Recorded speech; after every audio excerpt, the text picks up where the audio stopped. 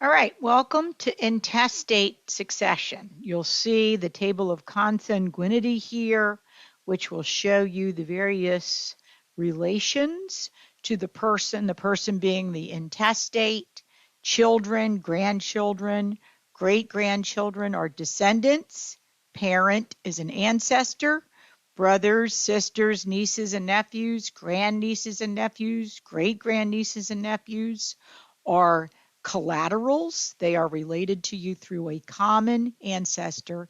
And the same with grandparents, uncles, first cousins once removed, first cousins twice removed, etc. It keeps going down.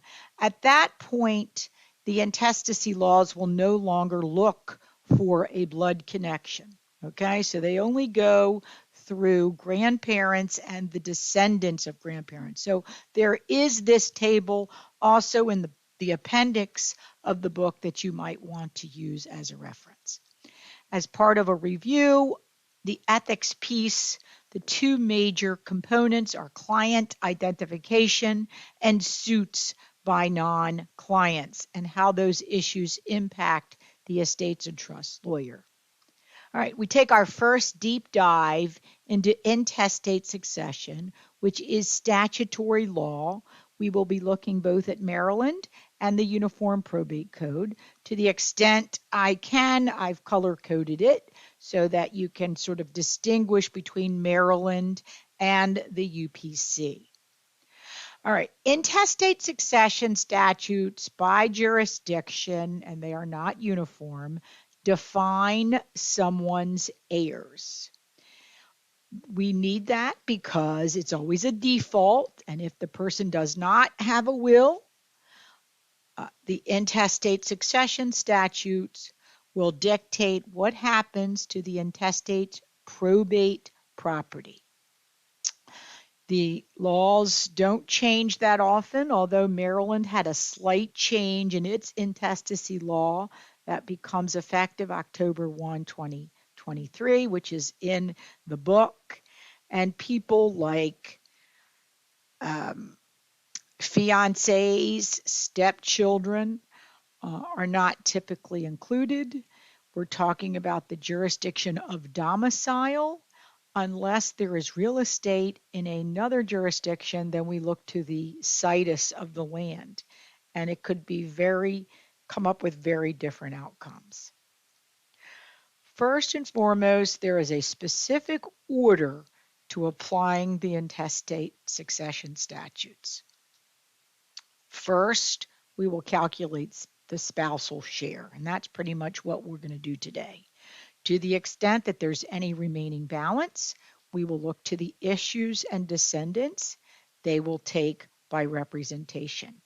If there are issue and descendants, they're the same things, but Maryland calls it issue and the UPC calls it descendants. So I oftentimes reference it like issue, paren, descendants. If there are any members in that category, there is nothing else to go to parents or collaterals or stepchildren or to the state. Okay, so remember that the issue and descendants will consume any balance that the spouse does not take. Parents is your first ancestor, only if no issue or descendants. And if those parents have predeceased you, then the issue of the parents or your collaterals will take.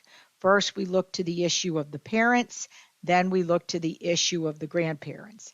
At that point, we stop looking for blood relatives.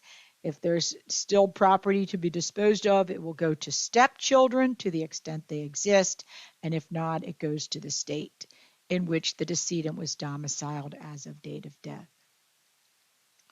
In ascertaining heirs, there are two requirements. Number one is that the heir must survive the intestate by a certain period of time. There are separate statutes that define what it means to survive.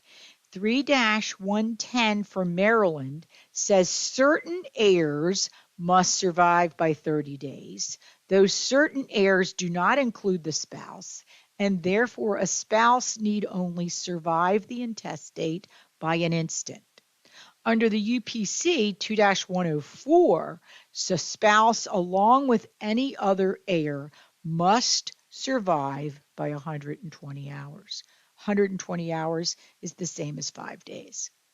All right, so the mechanics. How are we going to apply these statutes? I know just how much you love statutes. So this is all statutes. You might notice there's hardly any cases in this section.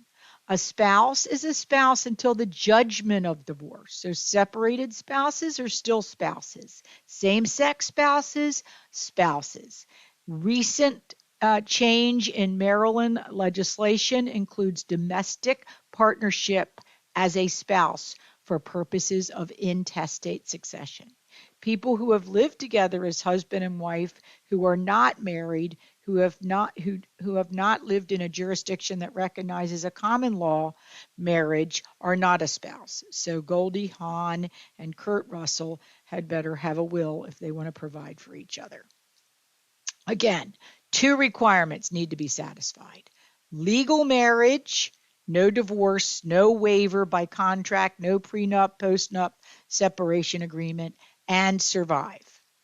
Now, these are the people that the spousal share cares about, right? So if there's a minor child in Maryland, the intestate is survived by a minor child, someone under the age of 18, then the spouse's share will only be 1/2. Under the UBE, the Uniform Probate Code, they don't care about minor children.